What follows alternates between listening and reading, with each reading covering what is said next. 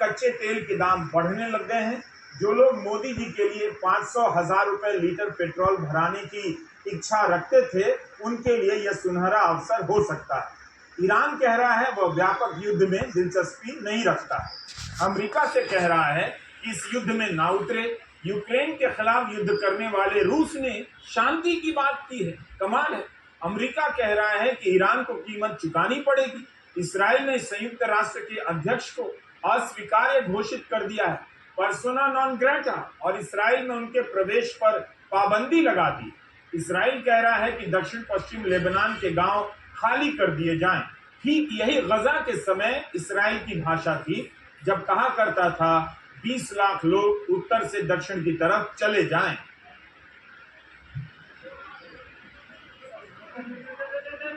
एक अक्टूबर की शाम दुनिया भर में तेल अवीव की तरफ रवाना हो रही मिसाइलों की बारात का वीडियो आग की तरफ फैल गया।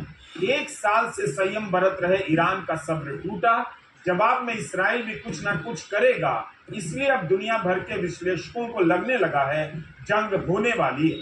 मिसाइलों की संख्या कोई 150 बता रहा है, कोई 200। ईरान का दावा है 90% मिसाइलें टारगेट पर लगी हैं। बैलिस्टिक मिसाइलों की रफ्तार क्रूज मिसाइलों से तेज होती है।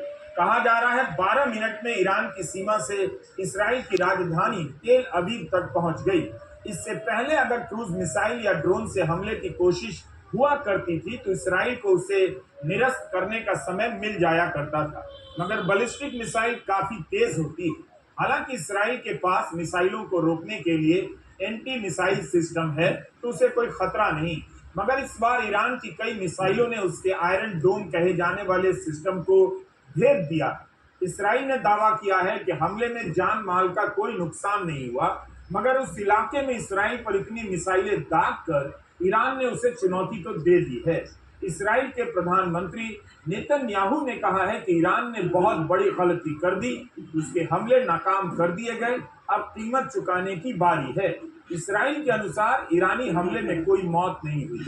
इसराइल के सैन्य बेस टारगेट किए गए, ये ईरान का दावा है, और अमेरिकी बॉम्बर जेट की एक पलटन तबाह कर दिया गया। हालांकि इसकी आधिकारिक पुष्टि इसराइल की तरफ से नहीं की गई। क्या इसे ऐसे देखा जाए कि ईरान का हमला विफल हो गया, या फिर ईरान ने इस तरह से हमला किया जिसमें आम आबादी को नुकसान ना हो और युद्ध ना भड़क जाए? पश्चिमी मीडिया में ज्यादातर आपको इसराइल के समर्थन में बात करने वाले पत्रकार मिले।